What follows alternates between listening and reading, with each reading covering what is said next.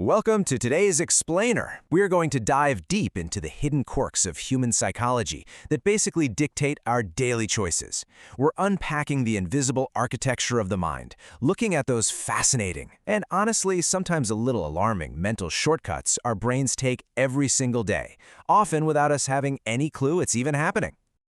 Okay, let's dive into this. Have you ever wondered why in almost every fairy tale, comic book, or big blockbuster movie, the heroes are always beautifully drawn, while the villains are undeniably ugly and cruel?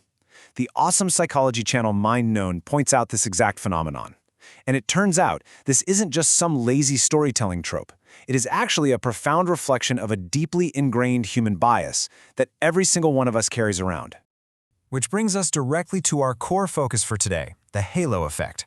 Basically, this is a cognitive bias where our overall impression of someone heavily influences how we feel and think about their specific character traits. The way it works is wild. If our brain registers a positive physical trait, like, say, beauty, it just automatically jumps to the conclusion that this person must also be super kind, intelligent, or trustworthy. We subconsciously place this glowing halo over their entire personality, and it's based on just one single positive characteristic.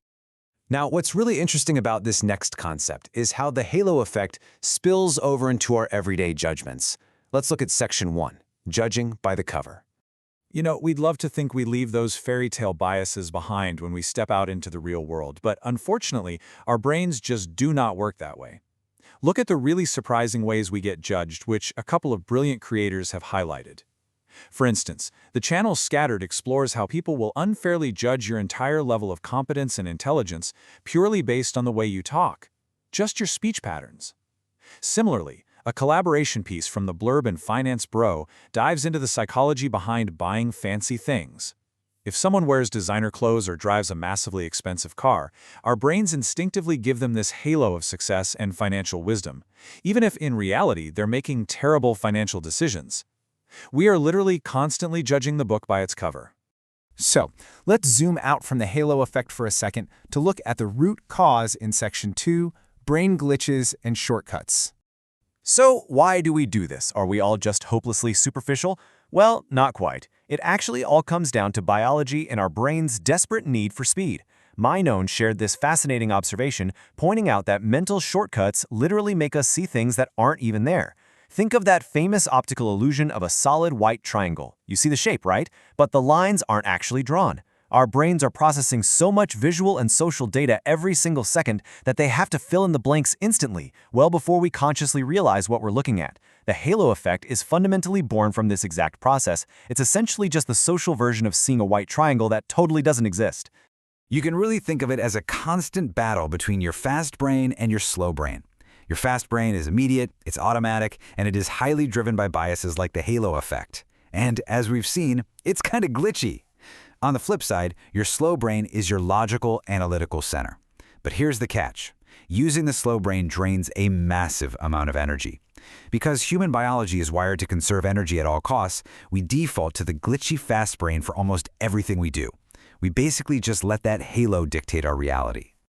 To show you just how fast and honestly how easily confused that system really is, consider the channel Mindful Thinks. In a video lasting exactly 3 minutes and 3 seconds, they brilliantly illustrate how our fast brain processes conflicting information using the Stroop test. You might have seen this. It's when your brain tries to read the word blue, but the text itself is written in red ink. Your brain literally short circuits. The fast brain tries to take its usual quick shortcut, totally stumbles on the conflict, and is forcefully required to tag in the slow brain to figure it out. So the crucial point is, these mental glitches don't just affect how we judge a person's character or read a colored word. They actually warp our entire reality and our perception of time. Based on some amazing research from Productive Peter regarding the time unit paradox, we can see how this plays out. When we're young, say in our 20s, we have a super high frequency of new experiences, so time feels like it's moving much slower. But fast forward to our 60s, and our daily routine is usually very high. Because the fast brain loves those shortcuts we talked about, it literally stops recording those repeated routines just to save energy. It's doing exactly what it does with the halo effect, skipping the hard work of evaluating things and relying on a routine. In terms of time perception, this skipping causes intense time blindness, making it feel like the years are just flying by on fast forward.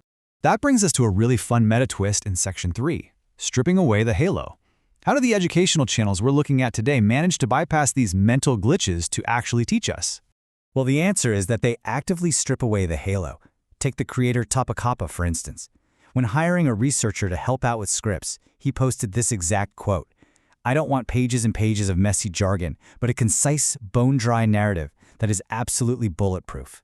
He completely understands that to truly educate someone, you have to strip away the visual fluff, the emotional manipulation, and all the complex wording.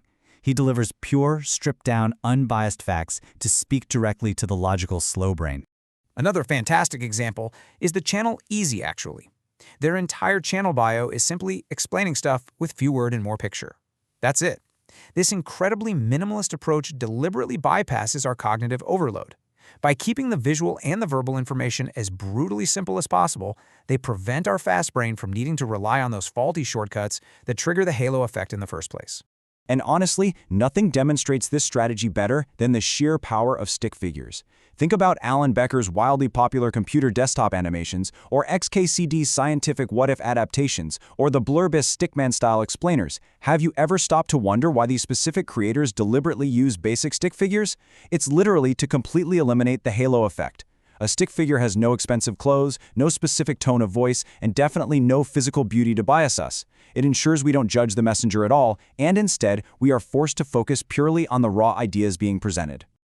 Let's move to our final point and see how this all builds together in Section 4, outsmarting your own brain. Now that we understand how these psychological quirks work and how the best educators bypass them, how can you fight your own inherent biases in your daily life? Well, here is a structured approach to building what MindKnown might call a balanced brain. We can actually combine that psychological awareness with the time perception hacks from Productive Peter. Step 1. Recognize that initial snap judgment. You have to catch yourself when the halo effect takes over and you just assume someone is trustworthy because they look nice. Step 2. Pause. Intentionally engage your logical, slow brain. Step 3. Seek out objective, stripped-down data. Treat the situation just like one of those stick figure explainers. And finally, Step 4. Break your routines by introducing novel experiences. This literally forces your brain to stop using shortcuts and resets your perception of time. I want to give a massive thank you to all of you for exploring these incredibly complex concepts with me today. It is always such a thrill to unpack the architecture of the mind with you all. As we wrap up this explainer, I want to leave you with a final, provocative question to ponder. The next time you make a snap judgment about a person, an idea, or a situation, I want you to take a step back and ask yourself, are you really seeing the truth? Or are you just looking at the halo?